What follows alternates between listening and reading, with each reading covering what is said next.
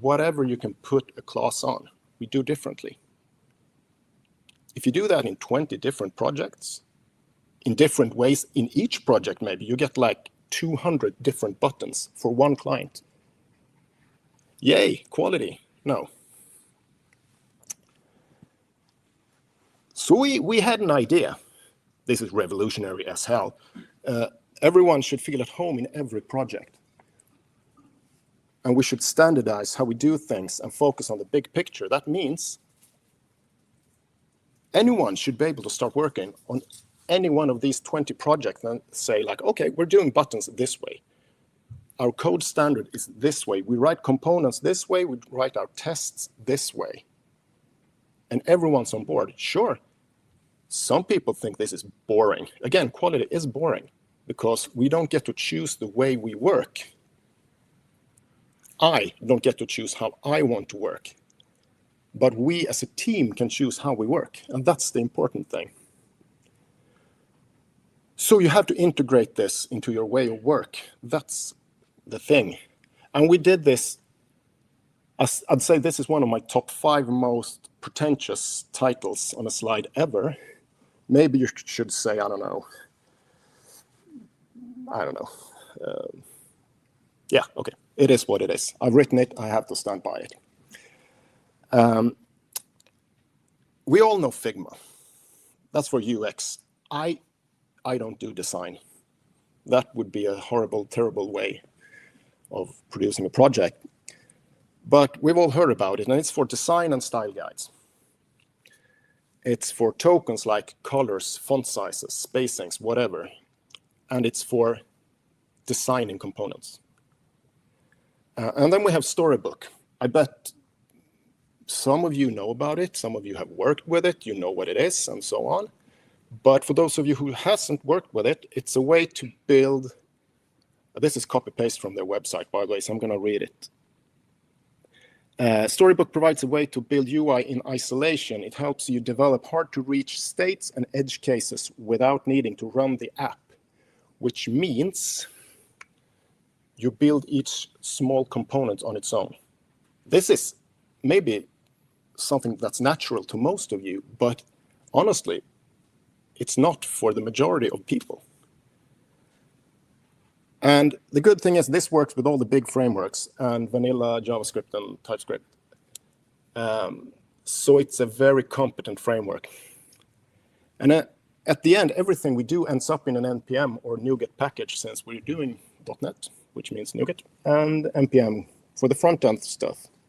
And that's our end game. But how do we end up there? As I said, our way of work,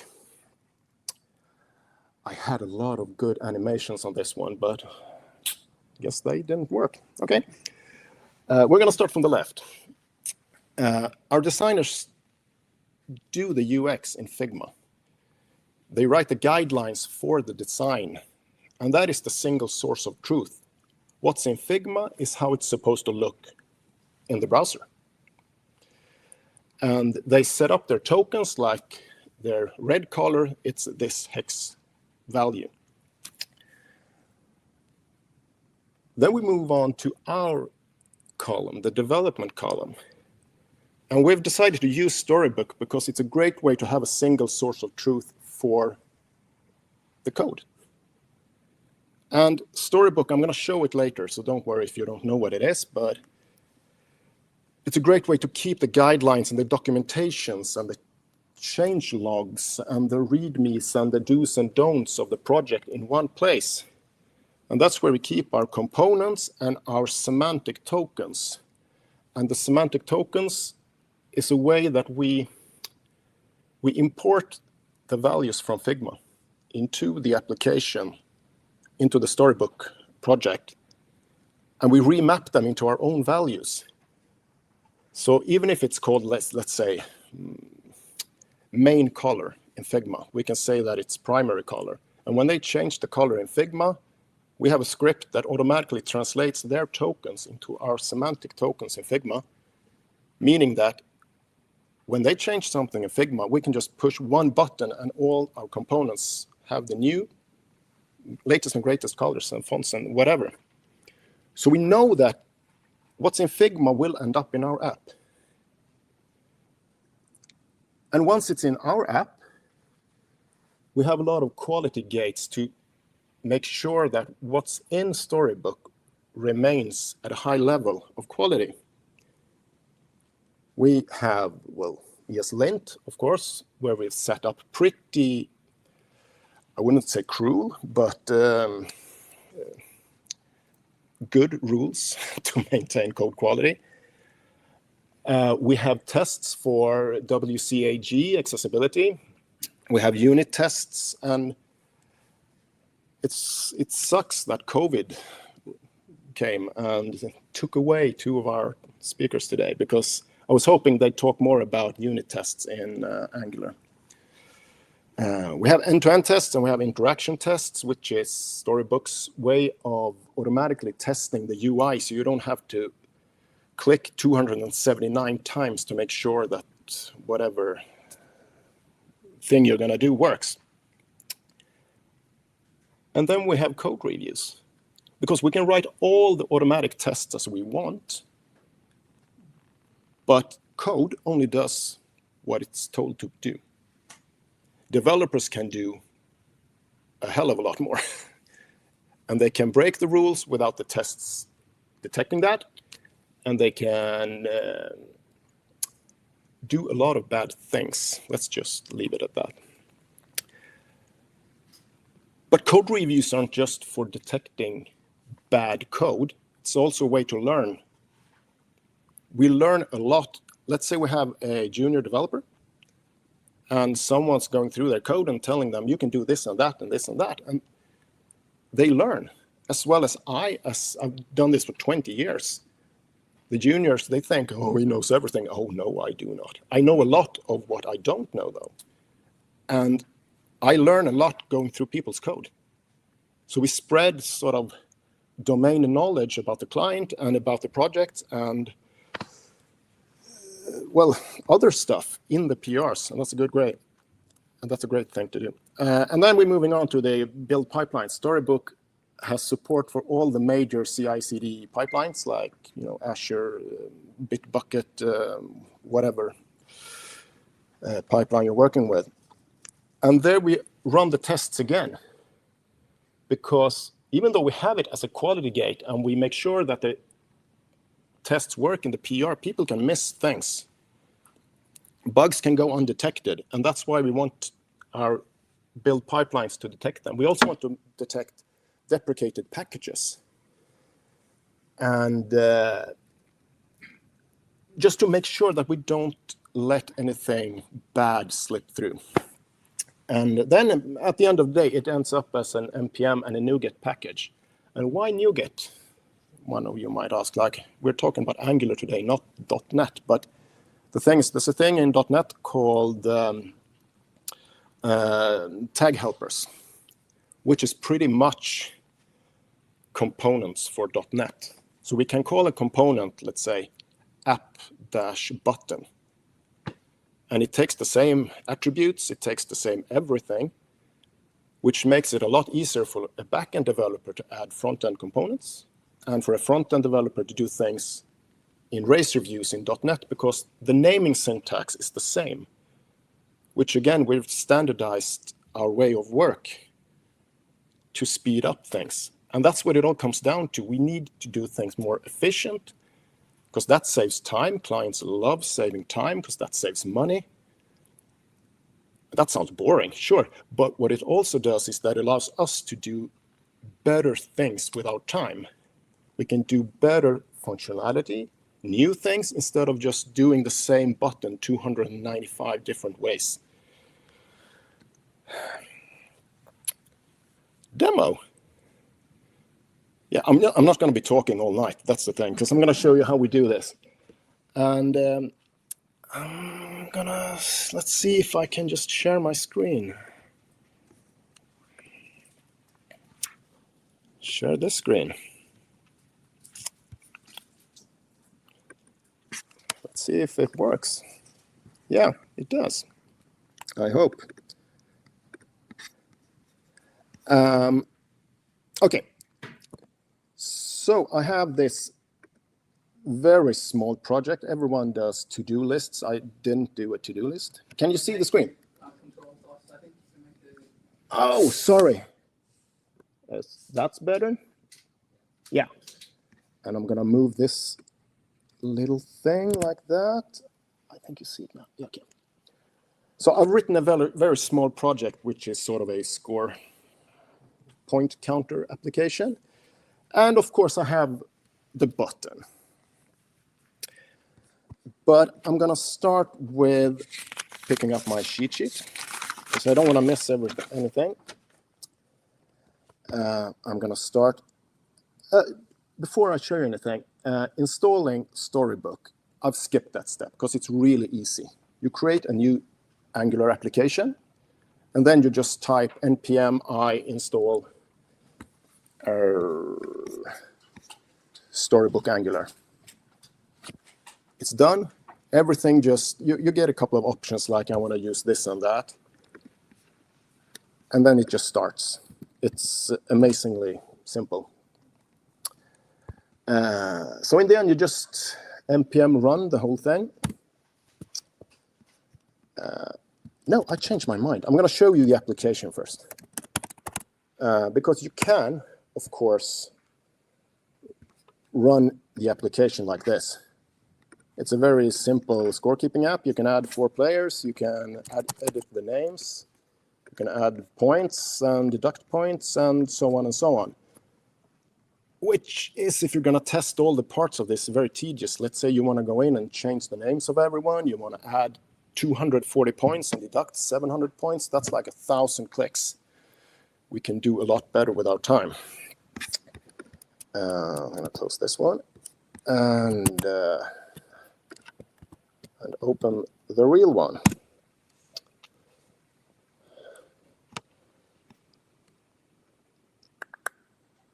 And there we go. This is Storybook. Before I go, how many of you have used Storybooks? I know. Okay. So half of you. That's, I'm still talking to the other 50%. That's good. But what we decide to do in this project is we need to add everything that someone who knows absolutely nothing about the project needs to know to this. There has to be a get started, which needs to be updated. If you add functionality that's not in the get started, you add it. Otherwise, the PR is denied. You have to redo it. The same with, okay, this is AI generated, so don't read it. ChatGPT helped me with this. Although I like GIFs, I'm not a big fan of emojis. And we add all these important things like our tokens.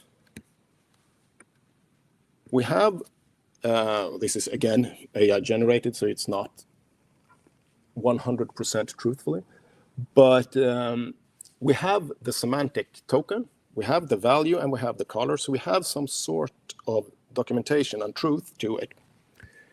This is all imported from Figma in the real project.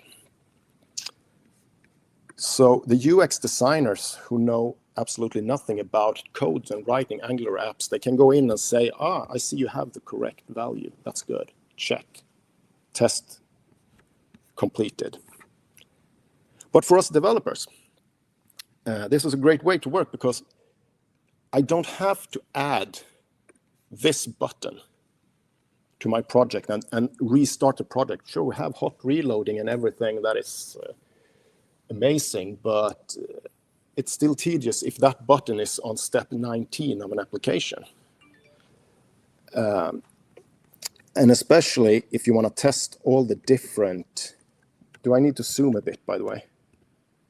Yeah, I'm going to zoom.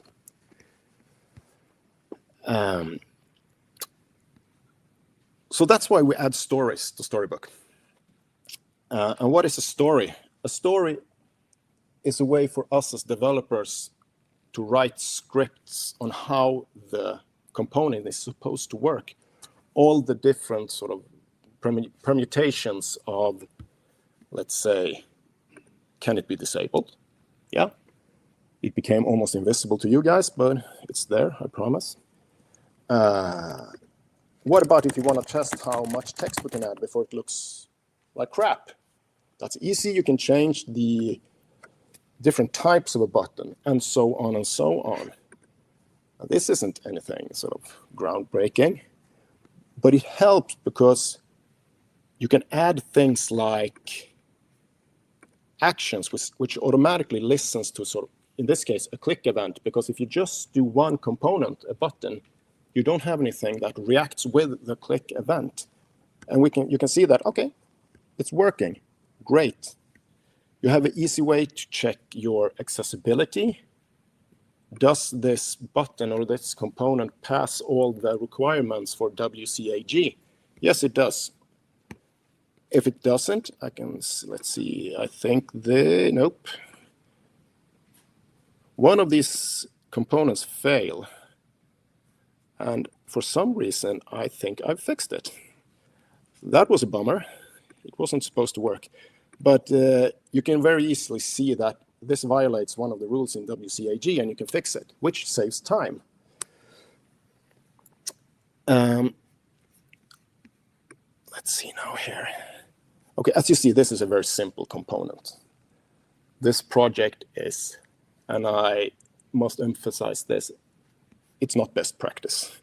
This is written as a proof of concept.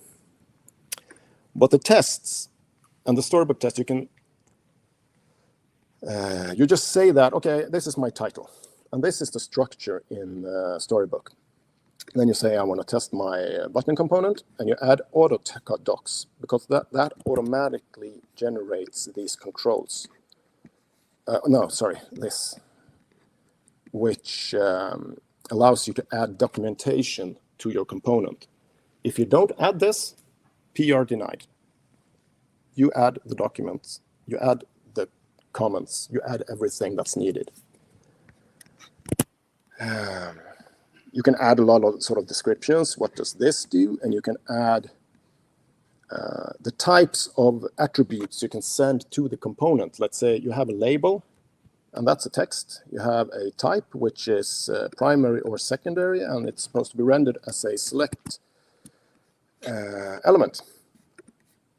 So you get a very standardized and very clear way of testing your components, because anything you can pass to the component should be visible here.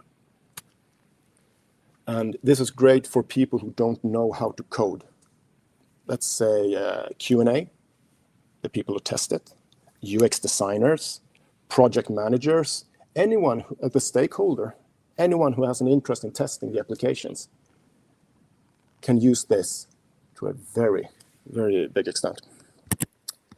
Moving on. And as you could see, it adds comments. And you can do this in a lot of different ways, either as JS doc comments or property-based comments, I guess you could call it. And you have different stories, primary, secondary, and disabled, and they automatically show up in Storybook. Okay, that's great, you say, but we can do this hot reloading in Angular or whatever your framework poison is. When it really becomes powerful is when you test the application automatically. Because here I can, oh, that's great. As I said, I'm not a designer. I can say, okay, it's working, great, but I want to do all these 60 operations. Let's say one operation takes 2 seconds. That's 2 minutes. Okay, I did something wrong. Fix it. Do it again. 2 minutes again. 2 minutes again. Those 2 minutes quickly become half an hour. An hour over a week, that's like a day. Now that sucks. You can do much better with your time. So that's why we integrate end-to-end testing that does all that. Okay, I'm going to do it again because it was not very clear to you guys. So it changes the name, it creates 4 players, it changes the name of all the players, and it adds and deducts points and so on. And that, in the end, generates this sort of, I don't know, result list, which in the end says that, okay, I expect things to be in a certain way, and they were. Great. Your application works. And that's good, someone might say, but that's not really needed right now. No, maybe it's not needed right now, but in 5 years, when someone changes the button component, or no, we're going to change something else. We're going to change the test, this one, and they say add, and they say reduce. And all of a sudden, hey, we have a test that depends on the text being a plus. Okay, this is a very naive example, but imagine you try to find an ID instead, and they can't find an element with a certain ID because someone removed an element, and something else in the application depends on that ID. And that's without documentation, without domain knowledge, without previous experience with a project. That can be a very time-consuming and money-consuming problem. And these tests are quite simple to build. They can be, I'm going to find the right test. Okay, there we go. Because you add, it's called a play function, an interaction test. And what it does is you say that this element, I want you to find a text called add player. That's the button down there. I want you to click it 4 times, which creates 4 players. And then I want you to change the names of the players. You have all these user input things that you can simulate, like clear an input box, you type, you click, and then we do a lot of adding and removing points. And at the end, we just do, like we do in all unit tests and so on, we just check if this element is either the value is something, or if it's disabled, our button, or we can do things like, I'm just going to try and find the one. If an element is displayed on the document, and this is integrated into our CI/CD pipelines, which allows us to, or it makes sure that we don't create NPM packages containing faulty code. And we can sleep very, very good at night, like babies and so on. I'm just going to jump back to this one. There are a lot of plugins you can add to Storybook. These are just the basic, like must-have components, the accessibility and the sort of the vision tests. What if someone with a condition that I can't really pronounce, but I'm going to click it anyway. How do they see our application? And you can add a lot of different functionalities to Storybook, which I don't think we have time to talk about today. But if you try it yourself, go to the plugin page of on the Storybook website, and you can find a lot of good things. I'm going to jump back to, let's see now here. No, it's up there. Ooh, that's good. I'm going to do it like that. And I'm going to start this one again. I'm trying to start the PowerPoint, so just bear with me, guys.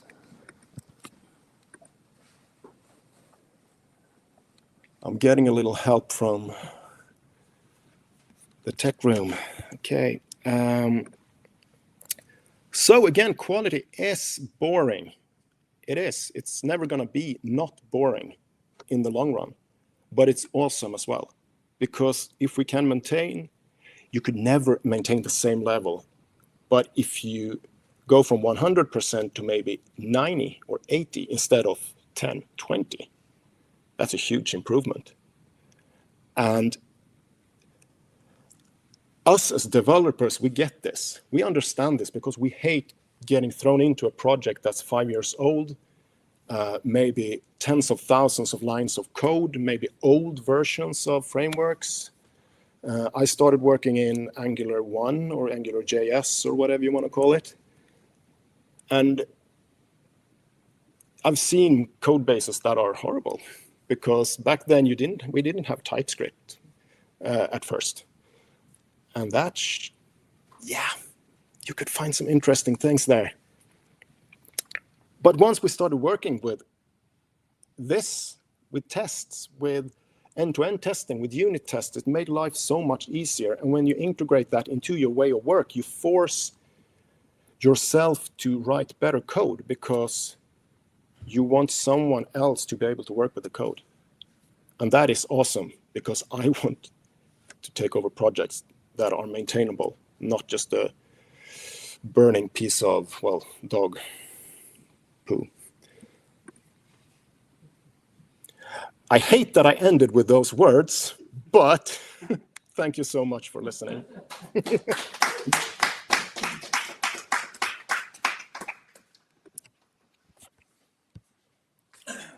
so much. Thank you. That was a great talk. Since we just have two presentations today, let's have like a 10-minute break. You can move a little bit more, and then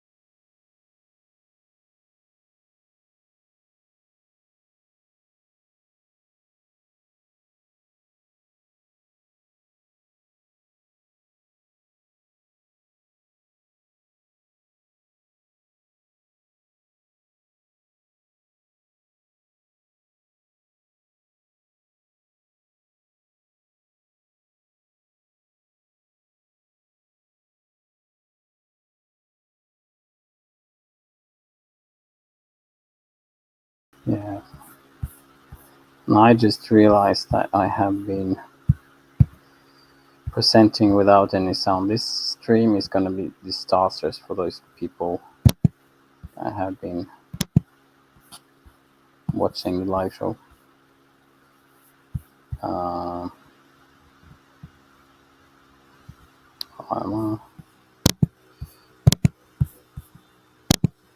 Right. Sorry, guys. Yeah, so we got Node, we got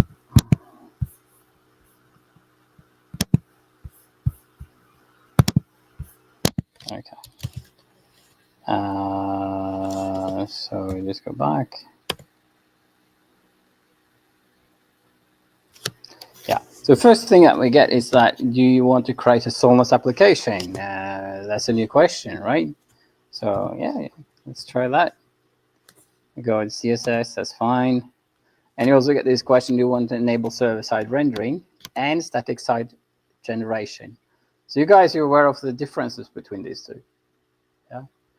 So server-side rendering means that when you're hosting, you need actually to have an active server that does more than just serve static content.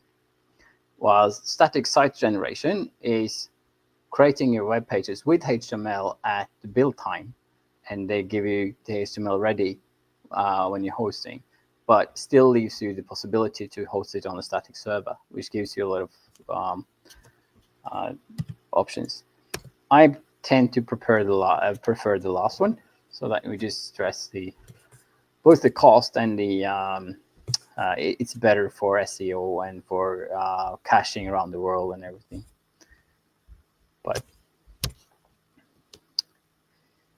yeah, so npm install used to take a really long time. I think this one should be done fairly quickly. I probably jinx it. And you can already see some of the files that are being created, and that was pretty smooth, I'd say. What was it called? Yeah. But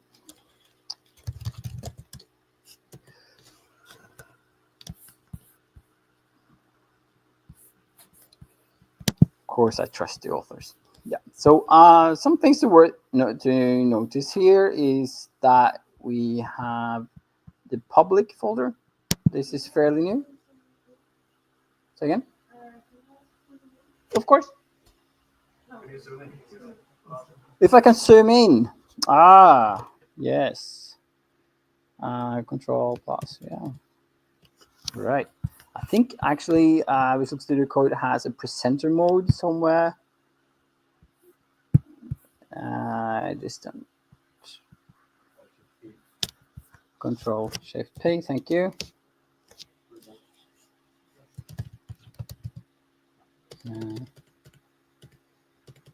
All right. We'll do it like this then, because what we're interested in is really the file structure here more than code itself. So yeah, we have the public, because now our source code is supposed to tackle both backend and frontend. That means that inside the source, providing that you said yes to the I want also server side, right? That means that you will have a main.server and you would have a main, so that your entry point for the application. Oh, let's look at this main first. So this is the bootstrap that we looked at before, where you can also provide a zoneless.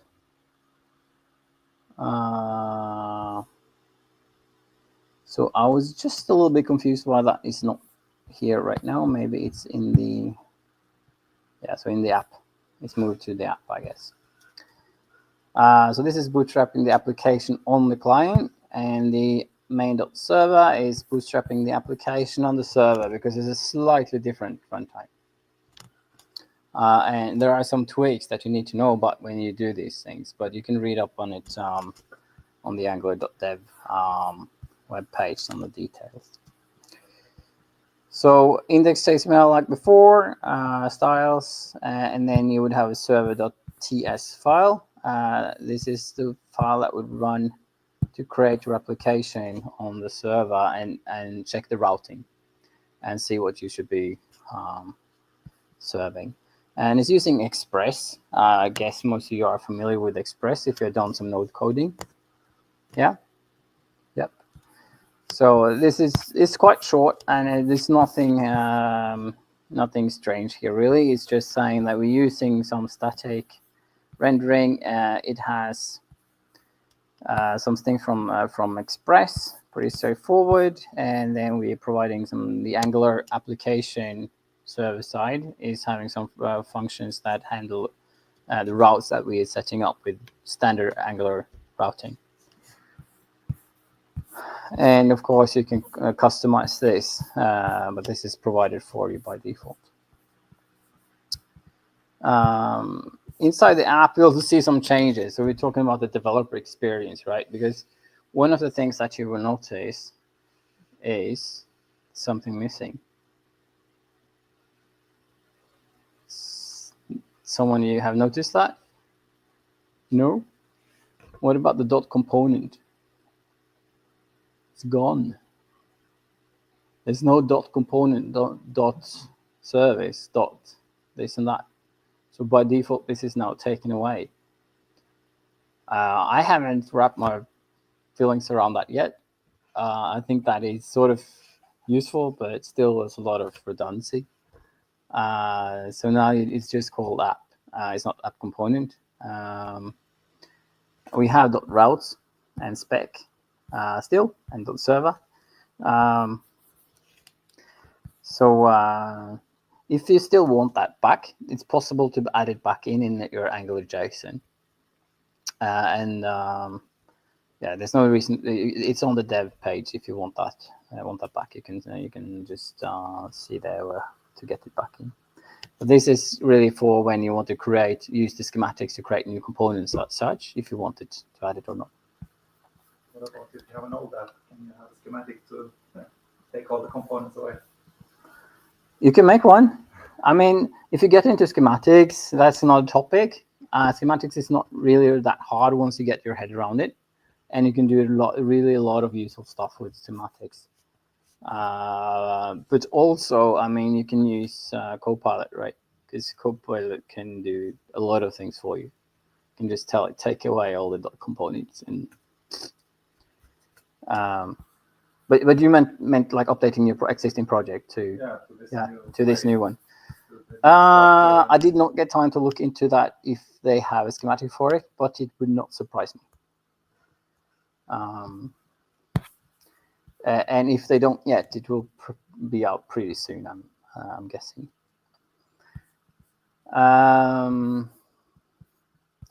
Yeah, so when you have the server-side rendering, you would see the .server for the routes, which are slightly different, where you have the render modes. I showed you that in the text. So you would split your routes between the server and the app. Of course, you have options to. It would be strange to provide both, I guess, because if you want to go to the server to get the actual route or not, or you can make a mismatch where you extend one from the other or something.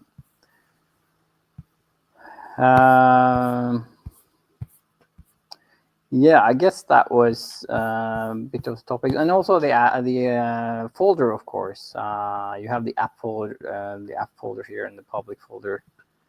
Once you start creating more stuff, I'm not really using this layout that much anymore. But if you also go into the style guide on the dev page, it's quite updated to reflect these new things that you have.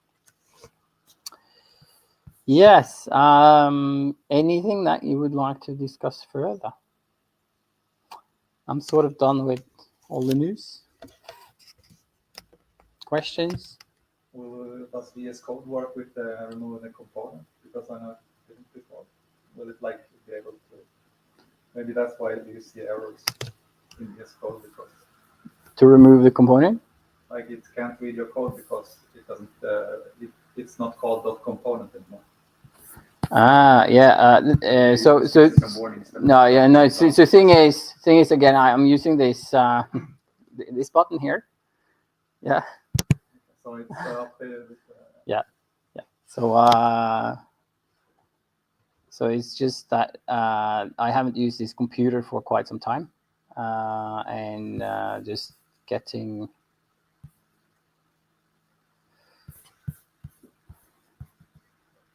updated on also the VS Code here is pretty old. And all my okay, so I'll just update everything. I got a bit stressed about this today, so I did not really think this through properly. So here we are. Yeah, that was the so.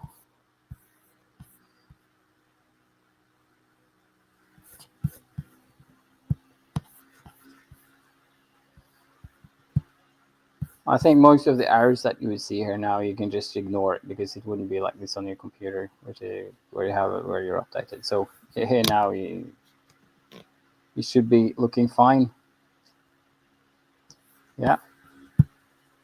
Maybe restart everything for LinkedIn.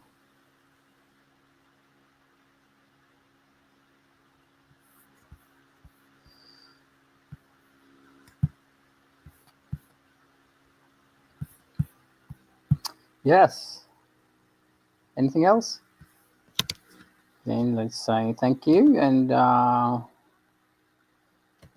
thank you to the guys on the stream.